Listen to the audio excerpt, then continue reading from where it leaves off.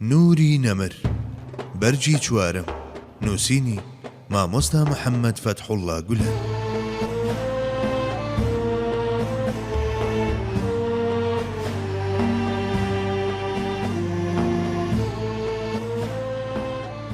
حەزرەتی فاتیمە و داواکردنی خزمەتکار. پێشەوا بوخاری و موسلیم لە سەحیحەکانیاندا تابلۆیەکی ترمان لە سیستەمی پەروەردەیی وا دەخەنە پێشچاو. حەزرەتی عەلی بەسەرهاتەکەمان بۆ دەجێڕێتەوە و دەڵێت لە ماڵەوە خزمەتکارمان نەبوو.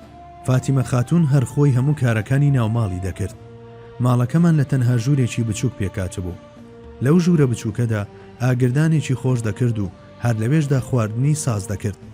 زۆر جار کە دادەنەویەوە بۆ خۆشکردنی ئاگرەکە بەزیسکی ئاگرەکە بەرجلەکانی دەکەوت. لەبەرەوە جلەکانی کونکون ببوو. ئیشەکانی هەر ئەوەندە نەبوو، نانکردن و ئاوهێنانیشی خست بووە سەرخۆی. ئەو جا لە تاو بادانی دەستار و ئاوهێنان دەست و پشتی ئاوسا بوو. جارێکیان لە کۆتایی جەنگێکدا کۆمەڵە دیلێکیان هێنا بۆ مەدینە. پێغەمبەری خوش کەوتە دابەشکردنیان بەسەر ئەوانەی داوایان لێ دەکرد. منیش بە فاتیمەم وت سەردانی باوکی بکات و داوای لێ بکات خزمەتکارێکی بداتێ تا لە کاروباری ناوماڵدا هاوکاری بکات. ئەویش بە قسەی کردم وچووە سەردانی، بەڵام لە ماڵ نەبوو. حەزرەتی عایشە پێی وتبوو کە هاتەوە خەبەری دەدەمێ. ئەوەندە نەبوو چوو بوو نەژێر جێگاوە کە پێغەمبەری خوا خۆی کرد بە ژووردا. هەرچی هەوڵماندا ڕاست ببینەوە بەڵام ئەو نەیهێشت. ئەو جا هاتە نێوانمان و دانیشت. تەنانەت هەستم بە فێنچی قاچەکانی دەکرد لەسەر سنگم. لە داخوازیەکەمانی پرسی. فاتیمەش وە خۆی بۆی جێڕایەوە. لە پڕێکدا پێغەمبەری خوا ڕەنجی ئاخیرەتی گرت و ئەم چەند وتەیەی لە زار هاتە دەر. ئەی فاتیمە، لەخوا بترسە و کەم تەرخەمی منوێنە لە فەرمانبەریەکانی سەرشانت و فەرزەکان بە جوانی بەجێ بهێنە.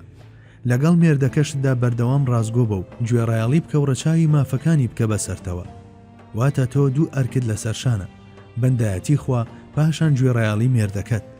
اینجا باشتێکی تریشت پێ بڵێم کە چوویتە ژێر جێگاوە 33 جار سوبحان الله و 33 جار الحەمدولیلا و 33 جار الله ئەکبەر بڵێ. بزانە ئەمە زۆر لە خزمەتکار باشترە بۆت. واتای ئەمە ئەوە بوو من ڕوانینی تۆ بەرەو ژیانی دواڕۆژ وەردەچەرخێنم. جا بۆ ئەوەی لەوێ بە من بگەیت و لەگەڵ من بی دوو ڕێگا هەیە. یەکەمیان بەندایەتێکی تێر و تەواو بۆ پەروەردگار. دووەمیشیان بەجێهێنانی ئەو ئەرکانەی دەکەونە سەرشانت بەرامبەر مێردەکەت. ئەگەر لە ئەرکەکانی سەرشانت بەرامبەر مێردەکەت خزمەتکارێک جێی تۆ بگرێتەوە و لە بری تۆ ئەو ئیشەکان ئەنجام بدات، ئەمە لە ڕوویەکەوە دەبێتە هۆی کەم تەرخەمی. لە کاتێکدا تۆ دەبێت ذوول جەناحین واتە جوود ڕەهەندی بیت. ئینسان چۆن دەگاتە پلەی کامڵترین بەندە و بە باشترین شێوە پەرستش ئەنجام بدات.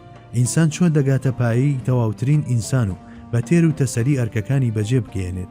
دەی ئەوەی لە ئەستۆی تۆدایە گەڕانە بە دوای وەڵامی ئەمانەدا. تۆ سەرەتا بەندایەتەکەت بە جوانترین شێوە ئەنجام بدە و هەوڵ بدە ببیتە بەندەیەکی کامڵ. ئەو جا بەرامبەر عەلی، ئەو مرۆڤە مەزنەی کە تەواوی دۆستانی خوا تا ڕۆژی دوایی لەوەچەی ئەون، ئەرکەکانت بەجێ بهێنە و ببە بە مرۆڤێکی کامڵ، ببە تاوەکو لە نشینگەی سەرجەم کامڵی و کامڵەکان کە بەهەشتا لەگەڵ مندا بیت. دەمەوێت لێرەدا کەوانەیەک بکەمەوە و ئاماژە بەلایەنێک بدەم کە تایبەتە بە حەزرەتی عەلی. عەلی ئەو ئینسانەیە کە پێغەمبەری خوا بێ هیچ دوو دڵیە کچەکەی خۆی داوەتێ، چونکە شایستەی و لێهاتنی ئەوەی تێدا بوو ببێت بە مێردی کچی پێغەمبەر و زاوای پێغەمبەر. ئاخر ئەو شاهی ئەولیا بوو، بە تایبەتمەندیەکی واشەوە بەدی هێنرا بوو توانە و ئامادەجی ئەوەی هەبێت ببێت بە باوکی ئەولیا. ئەوە تا جارێکیان پێغەمبەری خوا لەبارەیەوە دەفەرموێت وەچەی هەر پێغەمبەرێک لە خودی ئەو پێغەمبەرە خۆیەوە بەردەوام بووە، هەرچینەوەی منیشە لە عەلیەوە بەردەوام دەبێت. واتە ئەوە ئاودێری درەختی وەچەم، ئەو پێی دەگەیەنێت و هەر ئەویش دەیدورێتەوە. سەرنجام ئەوانش کە بەرووبوومەکە دەچنەوە لەگەڵ مندا لە ناو ئالوبەی دایادی ئەویش دەکەنەوە. بۆیە گەر لەم ڕووەوە تەماشای مەسەلەکە بکەین دەبینین گوێڕایاڵی حەزرەتی عەلی ڕاستەوخۆ گوێڕایاڵی پێغەمبەری خوایە. گوێڕایاڵی پێغەمبەری خوش بە مانای گوێڕایاڵی خوای گەورە دێت. جگە لەمە لە جێیەکی تردا کاتێک پێغەمبەری خوا بە شێوەیەکی گشتی باز لە مافی مێردایەتی دەکات دەفەرموێت ئەگەر کڕنوش بردن بۆ غەیری خوا جائیز بووایە ئەوە فەرمانم دەکرد بە ژنان کڕنوش بۆ مێردەکانیان ببەن. خۆ ئەگەر شتێکی لەو جۆرە ڕێگە پێدراو بووایە ئەوە دەمێک بوو حەزرەتی عەلی ئەو شایستەیەی بەدەستێنا بوو. بەڵێ ئەگەر کڕنوش بردن بۆ پیاو لە ئارادا بووایە حەزرەتی عەلی لە پێشی پێشەوە بوو. جا ئەگەر حەزرەتی عەلی و خزمەتکردنی ئابە و ڕادەیە گرنگ بێت بۆ ئەوەی حەزرەتی فاتیمە ببێت بە ذوول جەناحین لەبارێکی وەهادە بەکارهێنانی خزمەتکار لەلایەن حەزرەتی فاتیمەوە بەواتای شکانی یەکێک لە باڵەکانی و لە دەستدانی یەکێک لە ڕەهەندەکانی دەهات دەی کەسێکی وەها تاکباڵ و یەک ڕەهەند نەیدەتوانی دایکایەتی حەزرەتی حەسەن و حوسێن و شاهی گەیلانی و سەرجەم ئەو ئەقتاب و مجەدیە و مجتەهیدانە بکە کە تا قیامەت هەڵدەکەوتن. جا بۆیە بە مەبەستی ئەوەی بۆ وەها ئەرکێکی مەزن ئامادەی بکات هەموو وابەستەیەکانی بە دنیاوە دەپساند و ڕووی وەردەچەرخاندە ئاخیرەت. دەیخۆ پەروەردیگاریش هەر بەو جۆرەی لێکردبوو هەر بەو شێوەیەش پەروەردەی کردبوو. بەڵێ بەر لەوەی بێتە دنیاوە باوکی بردەوە ئیدی وەختێک چاوی هەڵهێنا پشت و پەنایەکی نەبوو بە ناوی باوکەوە کە گەیشتی شەتەمەنی 6 ساڵی کۆڵەکە و پشتیوانەکەی تری بردەوە. بەم شێوەیە هەر لە سەرەتای ژیانیەوە پەروەردیگار لە نێوەندی نووری تەوحیددا دەروازەکانی ڕێینهێنی تەحەدیەتی بەڕوودا واڵا کرد. ئەگەرچی وەک پەردەیەک بۆ شکۆ و مەزنی پەروەردیگار و شەرەف و پایەیەکی گەورەش بۆ ئەو کەسەی چاودێری دەکرد ماوەیەک لەژێر چاودێری عەبدولموتەلیبدا بوو، بەڵام ئەمە لە ڕوانگەی هۆکارە پەرپەردبووەکانی چیری بایەخێکی ئەوتۆی نەمابوو بەلای ئەوەوە هەرچی سەرپەرشتی و چاودێری ئەبوتالیبیشە لە چوارچێوەی مامیەتی نەترازا بوو. لە ڕوە قیامەتیەکەی شێوە بەخششێک بوو لە شێوەی ئەرکدا لەبەر ئەوە پێی بەخشرا بوو کە باوکایەتی حەزرەتی عەلی دەکات.